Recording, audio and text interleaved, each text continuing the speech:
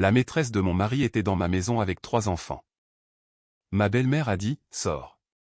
Tu ne fais plus partie de la famille. » Je n'ai pas crié. J'ai juste dit « 2 heures. » Exactement 2 heures plus tard. Ma belle-mère a ouvert la porte d'entrée avec un sourire qui a disparu à la seconde où elle a vu mon visage. Je suis entré, m'attendant à récupérer la veste oubliée de mon mari. Au lieu de cela, j'ai trouvé une autre femme en train de mettre la table pour le dîner, portant un des vieux pulls d'université d'Ethan comme si elle vivait là depuis des années. 3 enfants riaient dans le couloir, l'appelant maman. Puis Ethan est entré derrière eux et s'est figé. J'ai regardé son visage, puis les enfants, puis de nouveau son visage. Personne n'avait besoin d'expliquer quoi que ce soit. La vérité se tenait déjà devant moi. Avant que je puisse parler, ma belle-mère s'est placée à côté de l'autre femme. Vanessa et les enfants ont leur place ici, a-t-elle dit. Tu dois accepter la réalité. Mon mari a baissé les yeux, mais n'a jamais nié un mot. Je vais demander à mon avocat de déposer une demande de divorce, ai-je dit, surprise de la fermeté de ma propre voix. Pendant un instant, la pièce est tombée dans le silence. Puis ma belle-mère a montré la porte d'entrée. Sors, a-t-elle lancé sèchement. Tu ne fais plus partie de la famille. Je les ai tous regardés. Mon mari, sa maîtresse, la femme que j'avais passé des années à aider. Et les enfants qui n'avaient aucune idée que les adultes autour d'eux avaient bâti leur vie sur des mensonges. Je n'ai pas crié. Je n'ai pas supplié. J'ai simplement pris mon sac à main. Je serais parti dans 2 heures. Aucun d'eux n'a essayé de m'arrêter.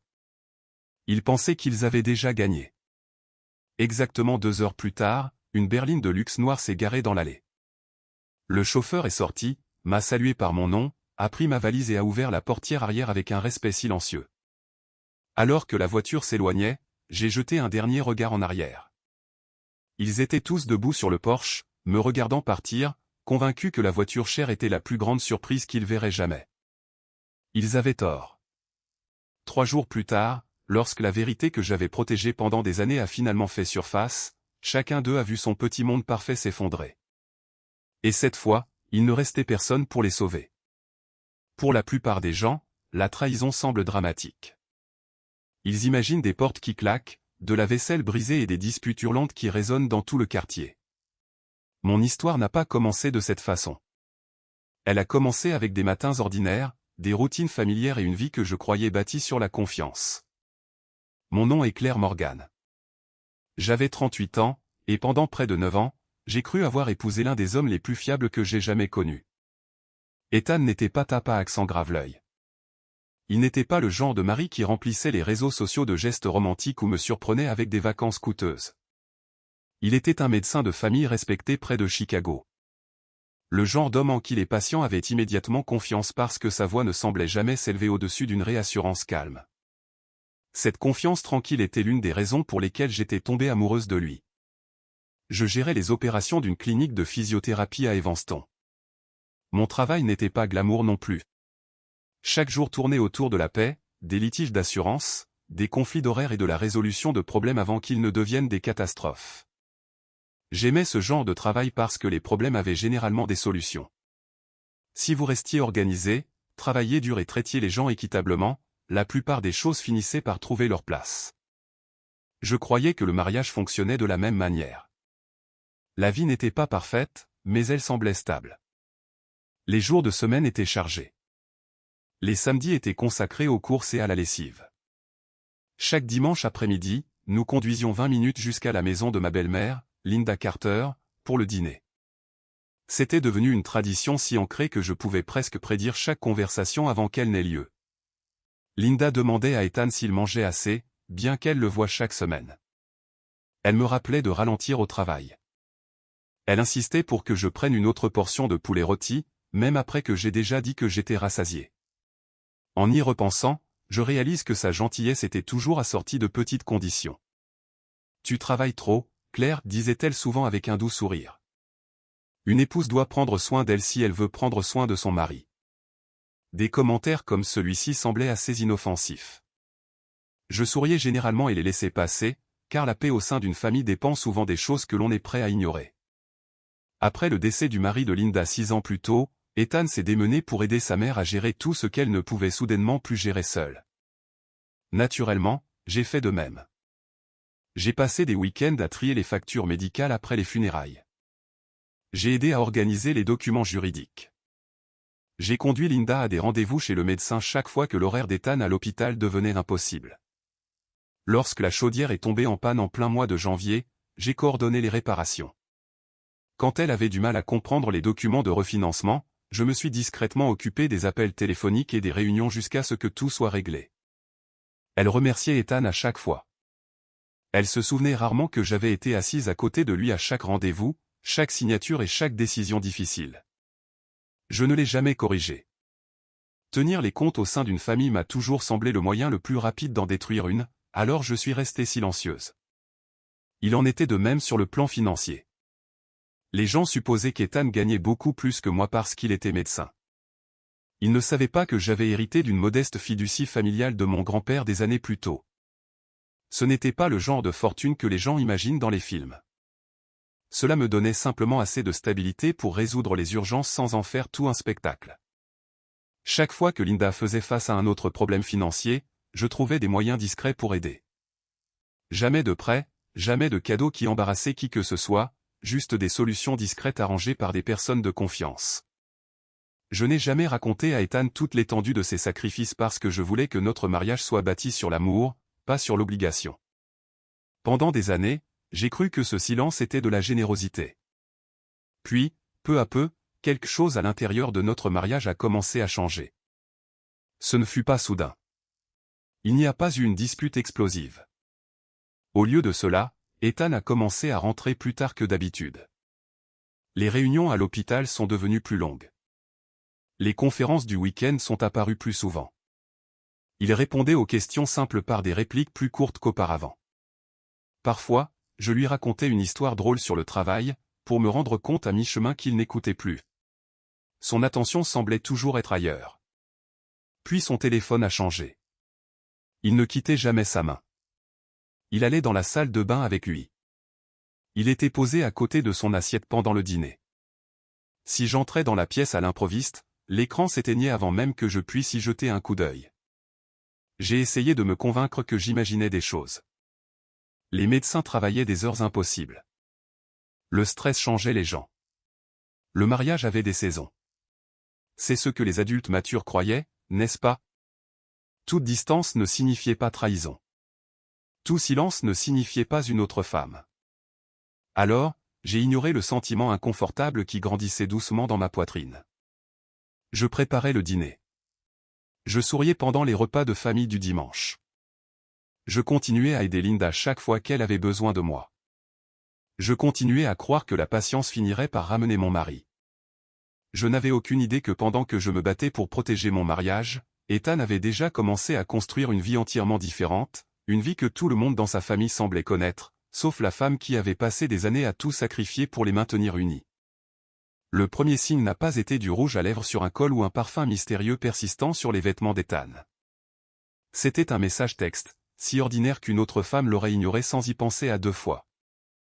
Un mardi enneigé au début du mois de mars, les rendez-vous à la clinique ont été annulés à cause d'une tempête hivernale. Je suis rentré chez moi avant midi, reconnaissante pour un après-midi de congé inattendu. Le quartier était inhabituellement calme.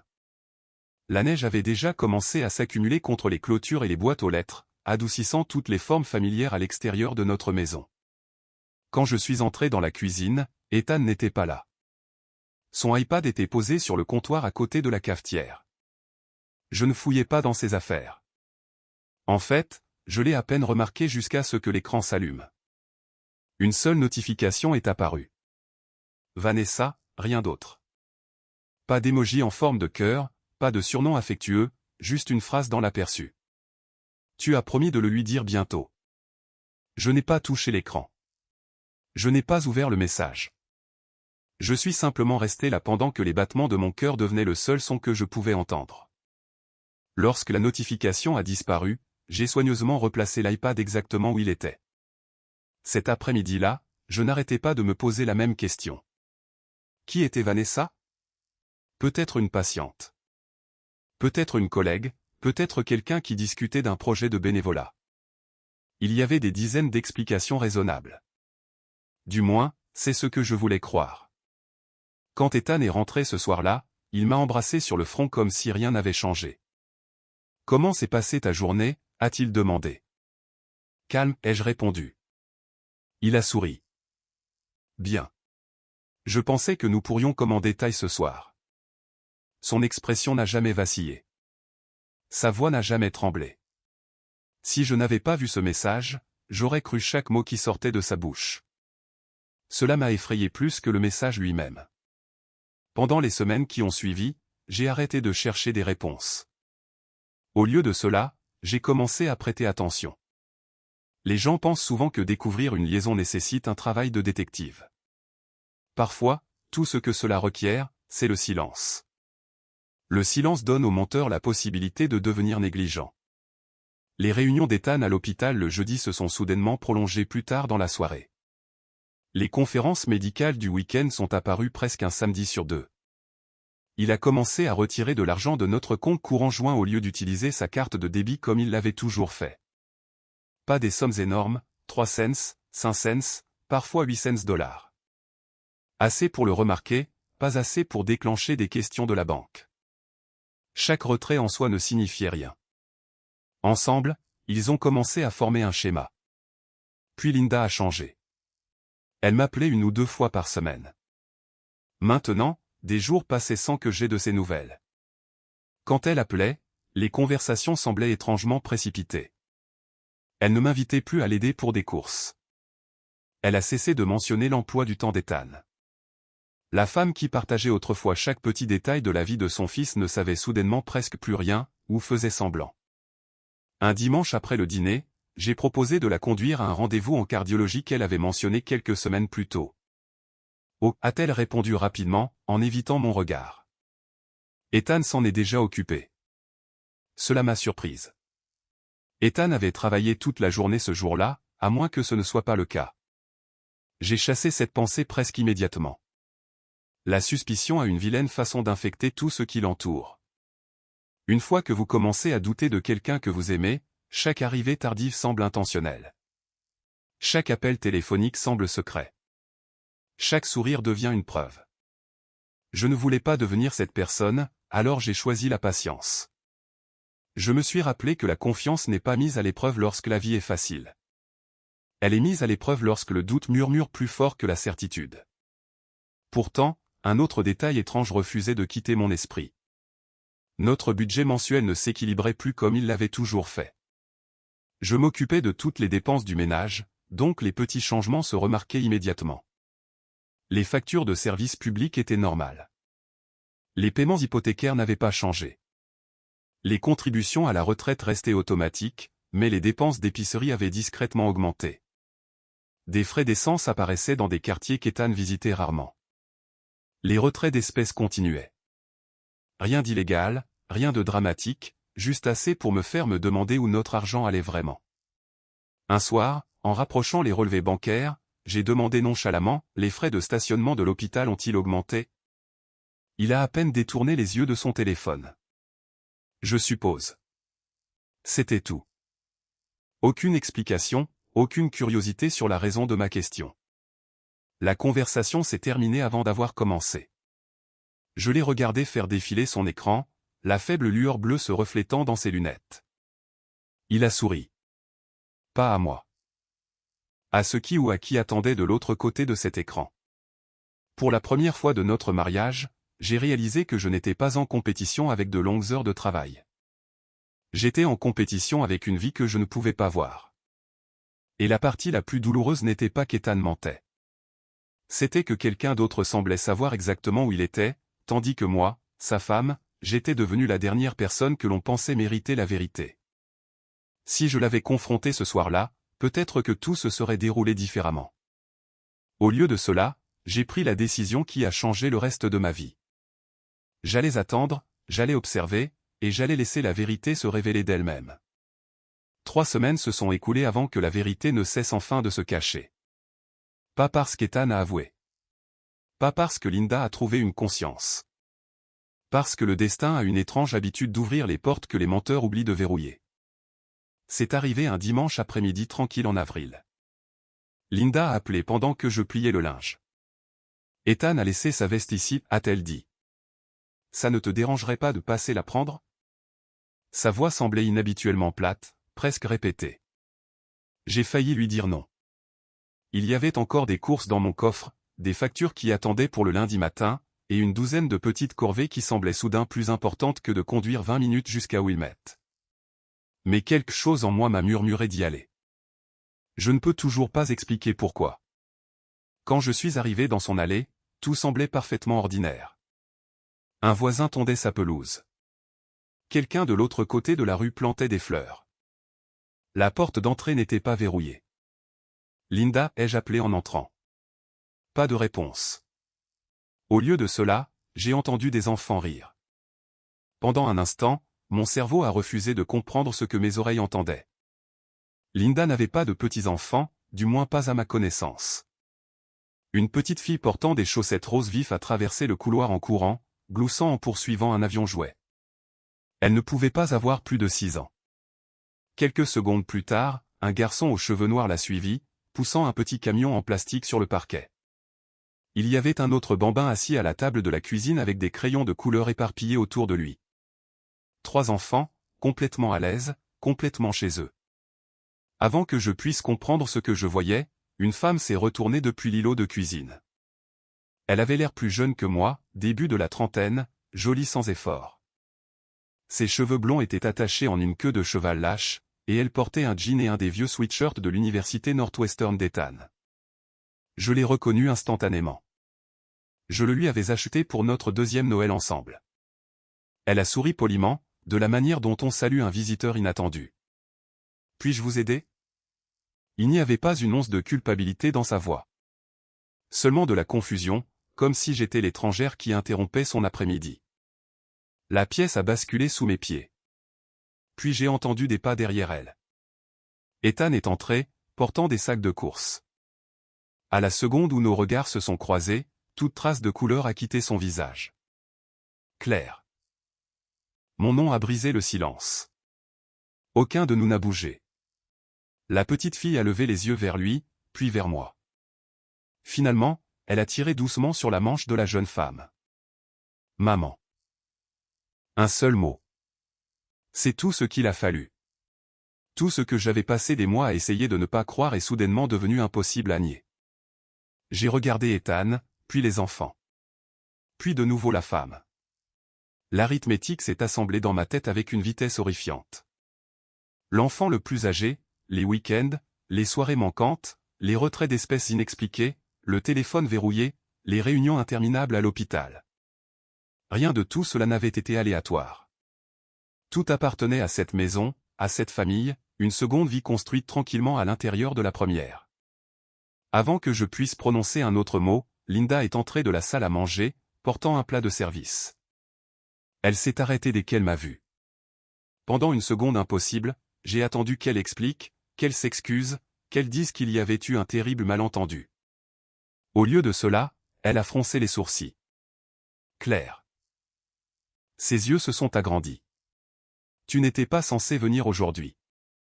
La phrase a frappé plus fort que n'importe quel aveu n'aurait pu le faire. Pas qu'est-ce que tu fais ici?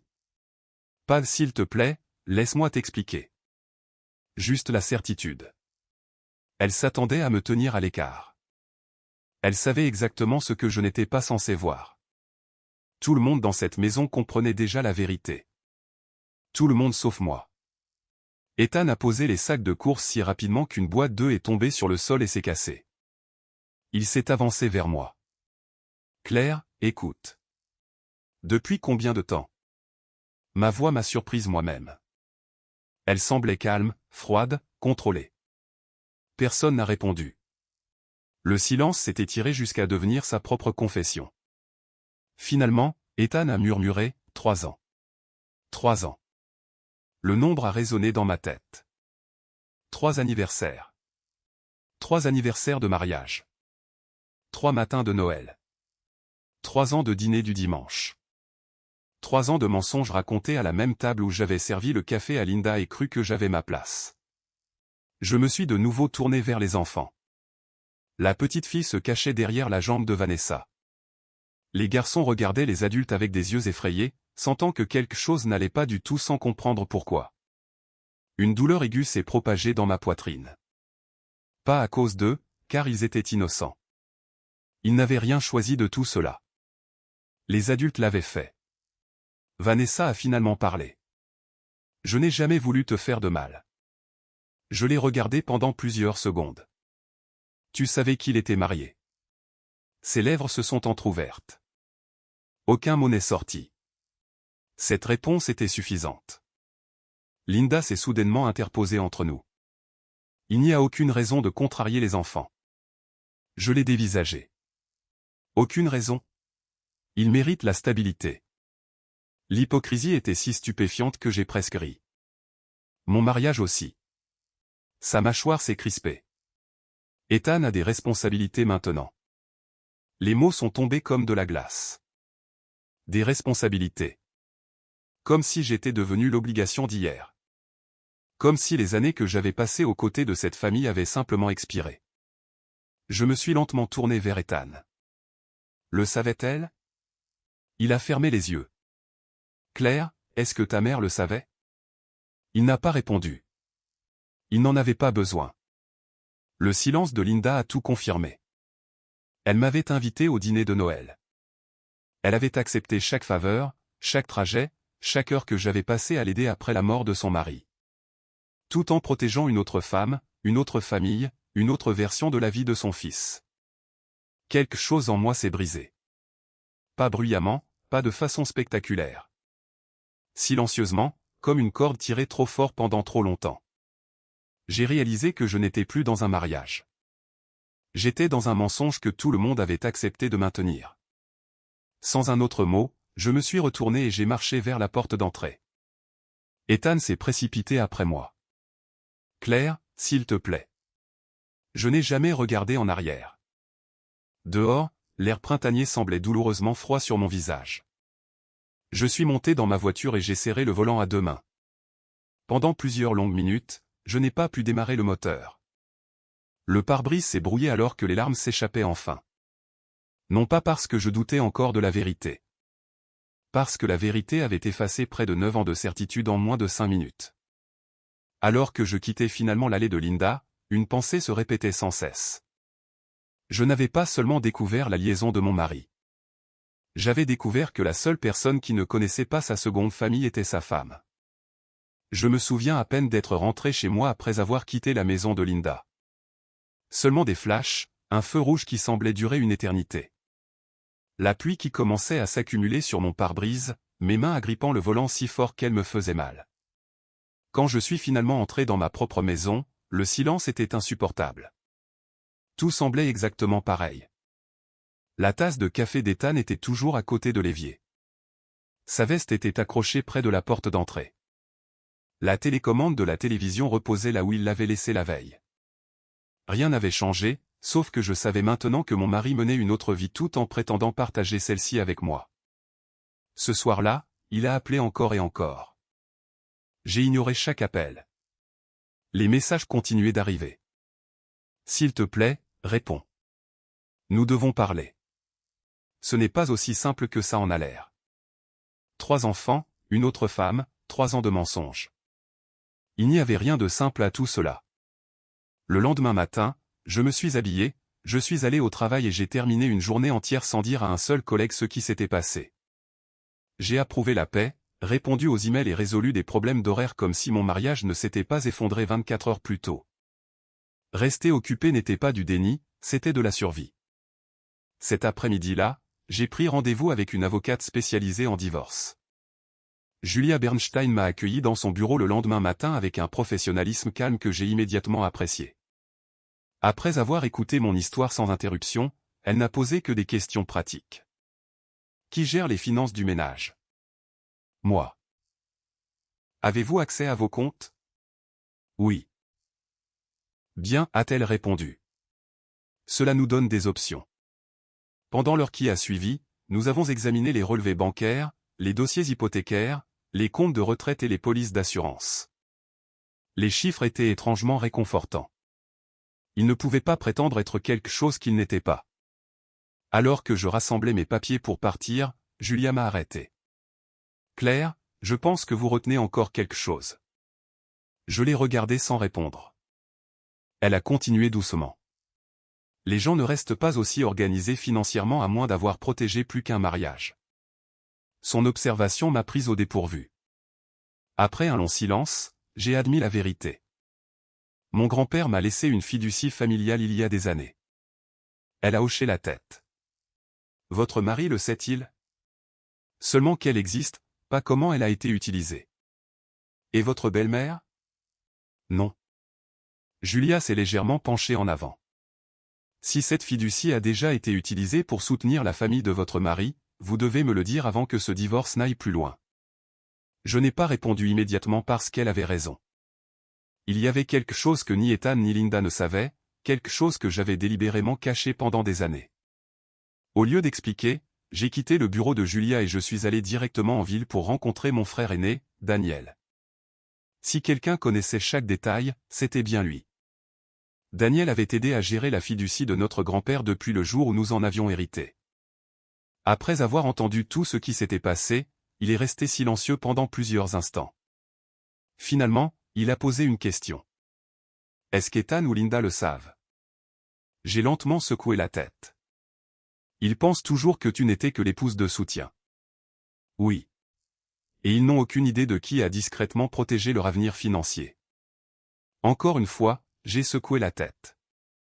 Des années plus tôt, après la mort du père d'Ethan, Linda avait failli tout perdre à cause de dettes médicales et de problèmes de refinancement. Daniel et moi étions intervenus discrètement par le biais de la fiducie familiale, en organisant une garantie financière qui a stabilisé la situation. J'avais insisté pour que mon nom n'apparaisse pas. Je n'ai jamais voulu de gratitude. Je n'ai jamais voulu de levier. Je croyais simplement que c'est ce que la famille faisait. Daniel m'a regardé attentivement. Ils ont passé des années à confondre ta gentillesse avec de la faiblesse.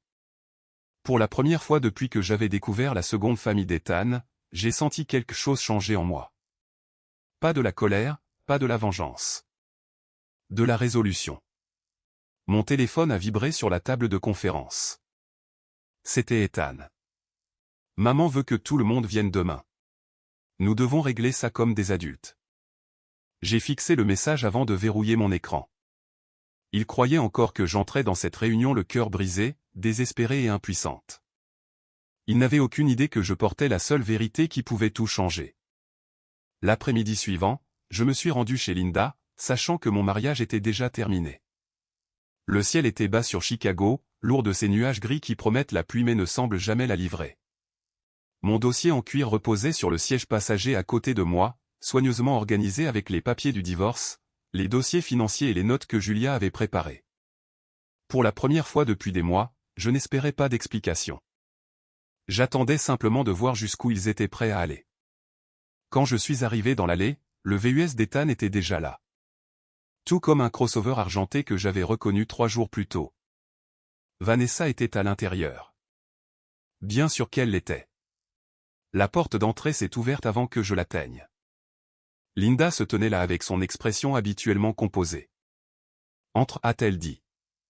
Aucune excuse, aucune gêne, juste de l'attente. Les enfants étaient partis, ce qui était probablement la seule décision réfléchie que quiconque dans cette maison avait prise. Ethan se tenait près de la cheminée, faisant les 100 pas lentement. Vanessa était appuyée contre le comptoir de la cuisine, les bras croisés. Aucun d'eux n'avait plus l'air à l'aise. Nous devons être pratiques, commença Ethan. J'ai presque souri. Il avait déjà utilisé ce mot 2 fois. Pratique? Comme si 3 ans de tromperie pouvaient être gérés par une conversation calme. Je suis d'accord, ai-je répondu, en posant mon dossier sur la table de la salle à manger. Soyons pratiques. J'ai fait glisser les papiers du divorce vers lui. Son visage a immédiatement changé. Tu as déjà déposé la demande hier. Il a fixé les documents sans les toucher. Je pensais que nous en discuterions d'abord.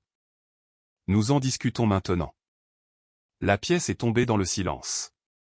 Vanessa a finalement parlé. Je n'ai jamais voulu que les choses se passent de cette façon. Je me suis tourné vers elle. Tu savais qu'il avait une femme. Ses lèvres se sont crispées. Je l'aimais. Moi aussi. Elle n'avait pas de réponse. Linda s'est interposée entre nous avant que le silence ne devienne plus lourd. Traîner ça devant les tribunaux n'aidera personne. Non, ai-je dit calmement. Probablement pas. Ethan a des responsabilités maintenant. Le voilà de nouveau. Des responsabilités. Comme si j'étais devenu l'obstacle qui se dressait sur le chemin de sa vraie famille. J'ai regardé directement Linda. Pendant 9 ans, j'ai passé presque tous les dimanches dans cette maison. Elle n'a rien dit. Quand ton mari est décédé, j'ai aidé à organiser les funérailles. Je t'ai conduite à des rendez-vous. Je me suis occupé de la paperasse que tu ne pouvais pas affronter. Je t'ai traité comme ma propre famille. L'expression de Linda s'est durcie. Les gens passent à autre chose, Claire. La phrase s'est installée dans la pièce comme de la glace. J'ai alors réalisé qu'elle croyait vraiment n'avoir rien fait de mal. Tout ce qu'elle avait accepté de moi, mon temps, ma gentillesse, ma loyauté, était devenu invisible dès l'instant où Ethan avait choisi quelqu'un d'autre. Ethan s'est frotté le front. Pouvons-nous s'il vous plaît arrêter de parler du passé? Le passé, ai-je demandé doucement. Tu vis dans le passé depuis 3 ans tout en construisant un autre avenir. Il a baissé les yeux.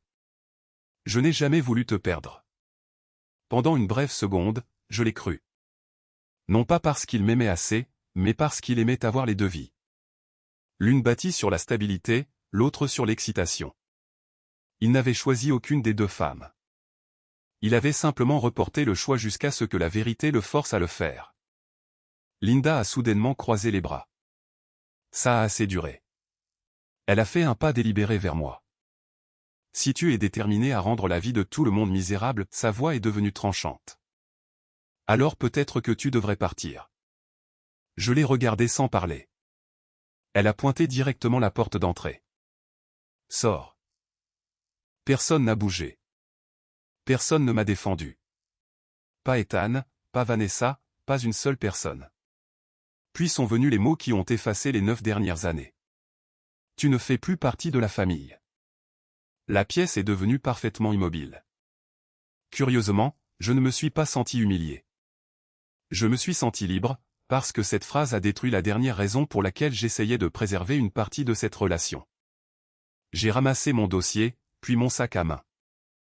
Je serai parti dans 2 heures. Linda a cligné des yeux. Quoi?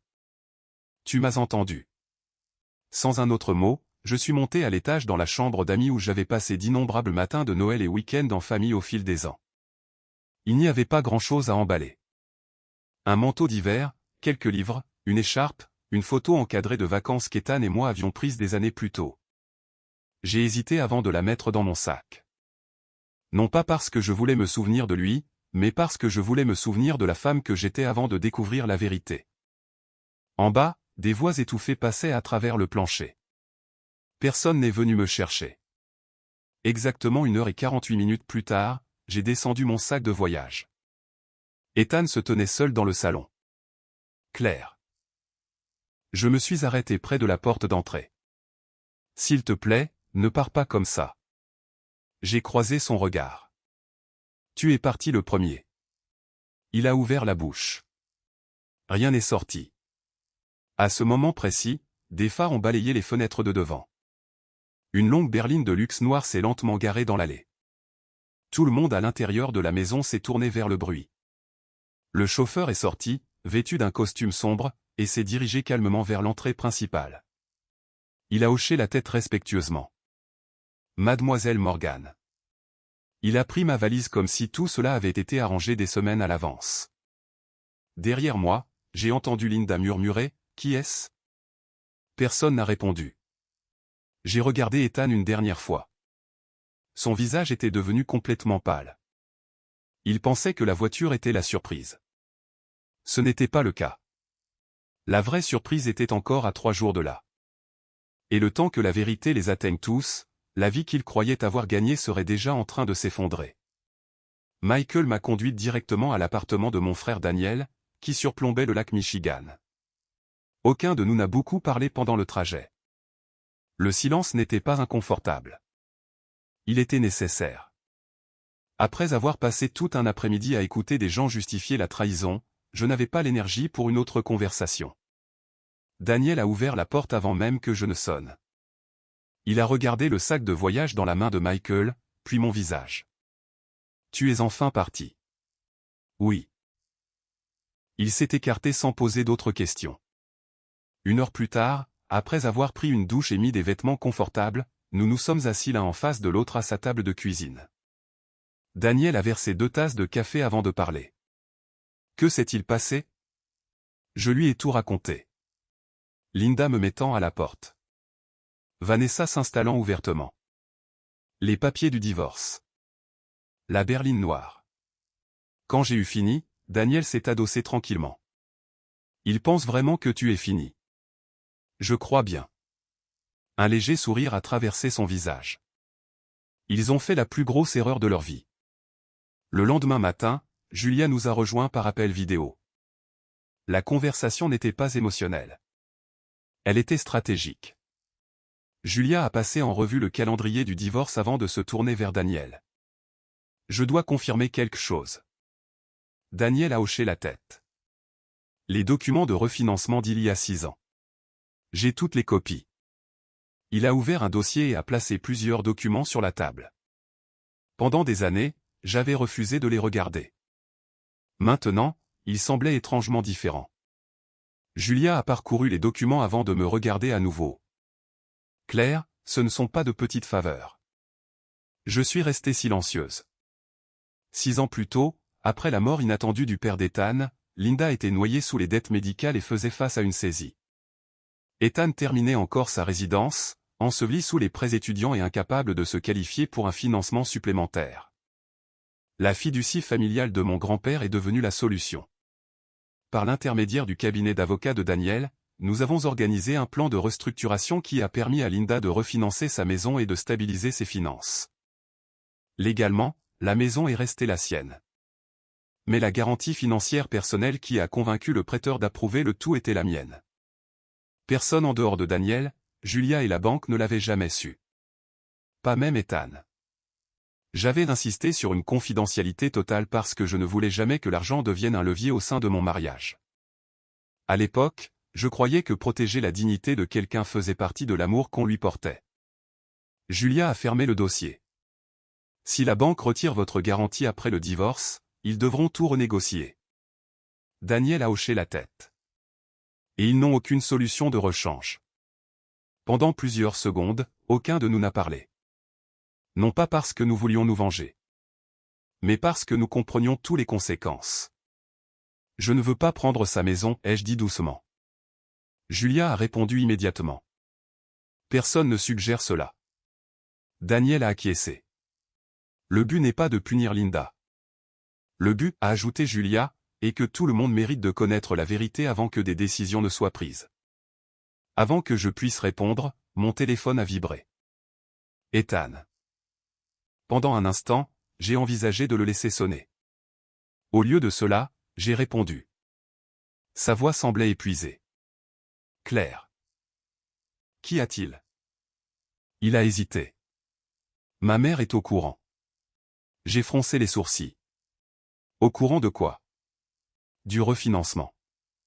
Un silence s'est installé entre nous. Comment? Mon avocat a demandé les registres de propriété à Julia. Une autre pause. Quand maman a réalisé que c'était ta garantie qui avait rendu le prêt possible, sa voix s'est brisée. Elle n'arrivait pas à y croire. J'ai regardé par la fenêtre de l'appartement en direction du lac. Je n'ai jamais voulu qu'elle le sache. Je sais. Pour la première fois depuis que tout s'était effondré, Ethan semblait sincèrement honteux. Pourquoi ne me l'as-tu pas dit? J'ai réfléchi à la question pendant plusieurs secondes. Parce que je pensais que nous étions une famille. Il n'a pas répondu. Il n'y avait plus rien à dire. Avant de terminer l'appel, il a murmuré une phrase. Elle pleure depuis ce matin. J'ai fermé les yeux. Les conséquences étaient enfin arrivées. Non pas parce que j'avais exposé qui que ce soit, mais parce que la vérité l'avait fait. Cet après-midi-là, un autre appel téléphonique inattendu a de nouveau tout changé. L'appelant s'est présenté comme étant Caleb Mercé. Je crois que nous devons parler de Vanessa. Sa voix était contrôlée, mais en dessous se cachaient des années de frustration. En quelques minutes, j'ai appris quelque chose que même Ethan ne savait pas. Caleb avait récemment exigé un test de paternité ordonné par le tribunal après avoir découvert des incohérences dans la chronologie de Vanessa. Les résultats n'étaient revenus que quelques jours plus tôt, l'un des 3 enfants qu'Ethan croyait être le sien ne l'était pas. Caleb était le père biologique. Je pensais que vous méritiez de le savoir, a dit Caleb doucement. J'ai aussi passé des années à me faire mentir. Quand l'appel s'est terminé, je suis restée parfaitement immobile. Je n'étais pas heureuse. Je n'étais pas choquée. J'ai simplement réalisé que les mensonges ne tenaient plus ensemble. Personne n'avait forcé la vérité à éclater au grand jour. Les personnes qui l'avaient créée le faisaient elles-mêmes. Plus tard dans la soirée, Ethan a de nouveau appelé. Sa voix semblait vide. Vanessa est partie. Je n'ai rien dit. Elle a emmené les enfants chez sa sœur. Un autre long silence. Ma mère se blâme. J'ai regardé vers l'eau sombre à l'extérieur de la fenêtre. Non, Ethan. Il a attendu. Elle se voit enfin. Il n'a pas discuté parce qu'au fond de lui, il savait que j'avais raison. Pendant des mois, ils avaient confondu mon silence avec une reddition. Maintenant, chaque secret qu'ils avaient protégé s'effondrait sous son propre poids, et les conséquences publiques n'avaient même pas encore commencé. 5 jours plus tard, le gala de charité annuel de l'hôpital remplissait la salle de bal d'un hôtel du centre-ville de Chicago. Pendant des années, Ethan et moi y avions assisté ensemble. Médecins, administrateurs, membres du conseil d'administration, donateurs majeurs, leaders communautaires, tous ceux qui comptaient pour l'hôpital semblaient être là. Je n'avais pas prévu d'y aller. Puis Julia a appelé. Tu devrais y assister. Je ne veux pas de scène. Je ne te demande pas d'en faire une, a-t-elle répondu. Je te demande de ne pas te cacher. Cela a tout changé. Alors, pour la première fois depuis des semaines, j'ai enfilé une robe de soirée bleu marine qui était restée intacte dans mon placard.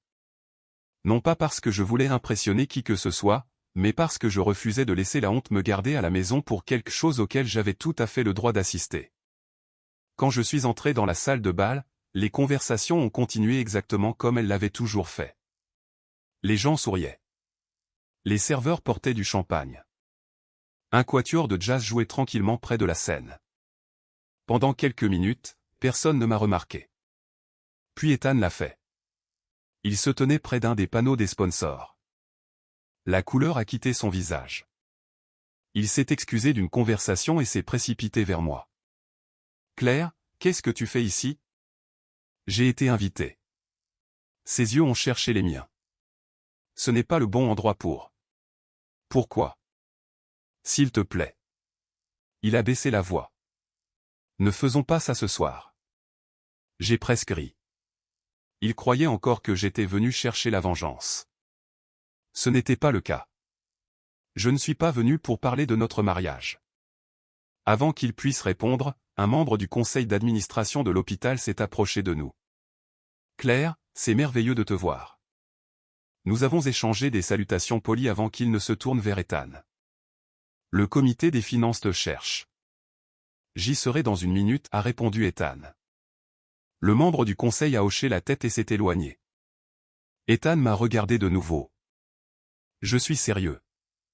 Je sais. Puis j'ai marché calmement vers la salle de réception. Pendant près d'1 heure, j'ai parlé avec d'anciens collègues, des donateurs et des médecins qui nous connaissaient tous les deux depuis des années. Aucune accusation, aucun commérage, aucune confrontation émotionnelle, juste une conversation normale. Cela semblait rendre Ethan encore plus nerveux. Finalement, le président est monté sur scène pour remercier les sponsors de la soirée. Alors que les invités applaudissaient, j'ai remarqué Linda entrant discrètement dans la salle de bal. Elle avait l'air épuisée, plus âgée que dans mon souvenir.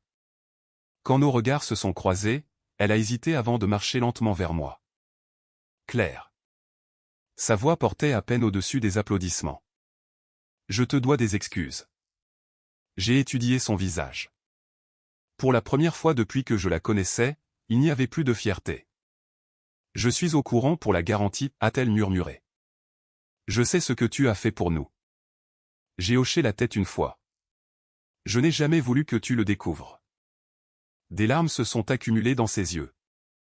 Je t'ai dit de quitter ma maison. En effet. J'avais tort. Avant que je puisse répondre, des voix fortes ont résonné de l'autre côté de la salle de bal. Les têtes se sont tournées. Un homme était entré par les portes principales, se déplaçant rapidement vers Ethan. Je l'ai reconnu immédiatement. Caleb Mercer. Vanessa le suivait quelques secondes derrière, essayant clairement de l'arrêter. Caleb. Il l'a ignoré. Ethan. La musique s'est arrêtée. Les conversations se sont tues. Tous les regards dans la salle de bal se sont tournés vers eux. Tu as vécu un mensonge, a crié Caleb. Vanessa lui a attrapé le bras. Pas ici. Il s'est dégagé. Non. Il a fouillé dans sa veste et en a sorti plusieurs documents pliés. J'ai passé des années à croire ton histoire. Il a regardé directement Ethan. Mais ça, il a brandi les documents. Prouve que Noah n'est pas ton fils. Un silence stupéfait a balayé la pièce. Le visage de Vanessa est devenu blanc. Arrête, a-t-elle murmuré. Mais il était déjà trop tard. Tu nous as menti à tous les deux, a poursuivi Caleb. Tu as menti à tes enfants. Tu as menti à tout le monde. Vanessa a secoué la tête désespérément. J'essayais de protéger ma famille. Non, a répondu Caleb. Tu te protégeais toi-même. Ethan a fixé les documents comme s'il ne pouvait pas comprendre les mots qui y étaient imprimés. Je ne savais pas. Je te crois, a répondu Caleb doucement. Mais tu as quand même bâti ta vie sur les mensonges de quelqu'un d'autre. Linda a couvert sa bouche. La pièce semblait figée. Personne ne me regardait. Personne n'en avait besoin. Je n'avais pas dit un seul mot. La vérité parlait d'elle-même. Puis un membre du conseil d'administration de l'hôpital s'est avancé vers Ethan. Docteur Morgan. Son expression était prudente. Nous devons discuter de plusieurs questions concernant vos obligations actuelles de divulgation. Un autre administrateur l'a rejoint, puis un autre. Les questions sont venues de toutes parts. Quand cela a-t-il commencé? Des voyages de l'hôpital étaient-ils impliqués? Les divulgations financières étaient-elles exactes? Personne ne l'accusait de la liaison elle-même. Il remettait en question le jugement qui avait entouré des années de tromperie. Ethan a regardé autour de la pièce, complètement dépassé. Pour la première fois depuis que je le connaissais, il n'avait plus d'explication. De l'autre côté de la salle de bal, Linda a de nouveau marché lentement vers moi. Je suis tellement désolé, a-t-elle murmuré. J'ai défendu les mauvaises personnes. Je l'ai regardé calmement. Non, elle a cligné des yeux. Tu as défendu un mensonge. Elle a baissé la tête. C'est vrai. Julia s'est approchée discrètement à mes côtés. Les registres de propriété ont été demandés cet après-midi. J'ai hoché la tête. Alors ils savent. Oui. La nouvelle avait déjà commencé à circuler parmi plusieurs personnes qui connaissaient Daniel par le biais de la communauté juridique. Ils avaient appris un fait simple. Pendant des années, tout le monde croyait que la maison de Linda avait été sauvée grâce au travail acharné et à la planification minutieuse d'Ethan. En réalité, la garantie financière qui maintenait tout debout m'appartenait. Je ne l'avais pas annoncé. Je n'avais pas fait de discours. Je n'avais exposé personne. Un document vérifié avait suffi. Le reste s'est déroulé de lui-même. Ethan m'a regardé de l'autre côté de la salle de bal. Ses épaules se sont affaissées. À ce moment-là, j'ai enfin vu à quoi ressemblait le vrai regret. Pas la panique, pas la peur. La compréhension. Il ne m'avait pas perdu parce que j'avais demandé le divorce. Il m'avait perdu le jour où il avait cru que je ne partirais jamais. Alors que je me tournais vers la sortie, personne n'a essayé de m'arrêter. Derrière moi, les voix continuaient de monter. Questions, disputes, excuses, confessions. Je n'ai jamais regardé en arrière parce que la justice que j'attendais n'est pas venue de l'humiliation de qui que ce soit. Elle est venue du refus de protéger leur vie plus longtemps. Le divorce a été finalisé 4 mois plus tard. Il n'y a pas eu de confrontation dramatique au tribunal, pas de cris, pas de réconciliation de dernière minute, juste des signatures, de la paperasse et deux personnes sortant du même palais de justice dans des directions complètement différentes. Ethan a essayé de s'excuser une dernière fois avant que nous partions. Je le regretterai pour le reste de ma vie. Je l'ai cru, non pas parce que je l'aimais encore, mais parce que le regret a une façon d'arriver bien après les choix qui le créent. J'espère que tu en tireras des leçons, ai-je dit. Puis je suis parti. Ce fut la dernière conversation privée que nous ayons jamais eue. Au cours des mois suivants, j'ai entendu des bribes de ce qui s'est passé ensuite. Linda a vendu la maison qu'elle s'était tant battue pour protéger. Sans ma garantie financière, le refinancement est devenu impossible selon les nouvelles conditions. La vente était la seule option réaliste avant que la situation ne s'aggrave encore. Elle a déménagé dans un petit condominium plus près de son église. Daniel m'a dit plus tard qu'elle avait écrit plusieurs lettres demandant à me rencontrer. Je n'y ai jamais répondu, pas par colère. Certaines relations atteignent simplement un point où le pardon n'exige plus une autre conversation. Quant à Vanessa, sa relation avec Ethan s'est terminée quelques semaines seulement après que la vérité sur Noah soit devenue publique. La confiance bâtie sur la tromperie survit rarement à la révélation. Ils passaient plus de temps à se disputer qu'à reconstruire. Finalement, ils ont suivi des chemins séparés. Les enfants méritaient mieux que les choix que les adultes autour d'eux avaient faits. J'espérais qu'ils trouveraient un jour la stabilité qu'aucun de nous n'avait réussi à leur donner. Les gens me demandent souvent si je détestais Ethan. La réponse les surprend. Non. La haine exige de s'accrocher. J'ai lâché prise. Ce qui a fait mal, ce n'est pas de perdre mon mariage. C'est de réaliser que j'avais ignoré mes propres instincts parce que je voulais croire au meilleur chez quelqu'un que j'aimais. C'est devenu la leçon que j'ai emportée avec moi. La gentillesse ne devrait jamais exiger l'aveuglement. La loyauté ne devrait jamais exiger le silence, et l'amour ne devrait jamais vous demander de vous trahir. Environ un an après le divorce, j'ai acheté une petite maison dans le nord de la ville. Rien d'extravagant, juste assez d'espace pour un jardin, une salle de lecture et un golden retriever nommé Murphy, qui a rapidement décidé que tous les canapés lui appartenaient. Pour la première fois depuis des années, ma maison semblait paisible. Non pas parce que la vie était devenue parfaite, mais parce qu'elle était devenue honnête. Parfois, des gens me reconnaissent lors d'événements de collecte de fonds pour l'hôpital ou par des amis communs.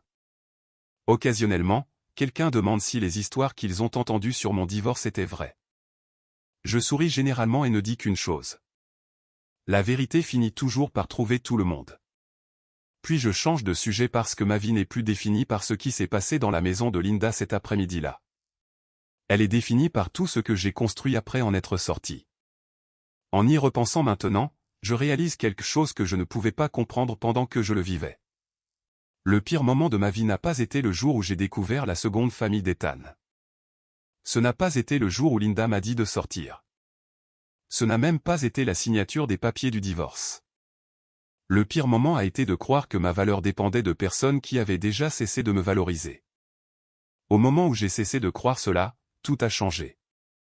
Donc, si vous écoutez mon histoire en vous demandant s'il est trop tard pour vous éloigner de quelqu'un qui continue de choisir tout le monde sauf vous, ce n'est pas le cas. Partir n'est pas toujours perdre. Parfois, c'est la première décision honnête que vous ayez prise depuis des années. Et parfois, la porte qui se ferme derrière vous est celle qui vous ramène enfin à la maison. Si mon histoire a signifié quelque chose pour vous, j'adorerais connaître vos pensées. Avez-vous déjà dû choisir votre propre paix plutôt que quelqu'un que vous aimiez? Partagez votre expérience dans les commentaires.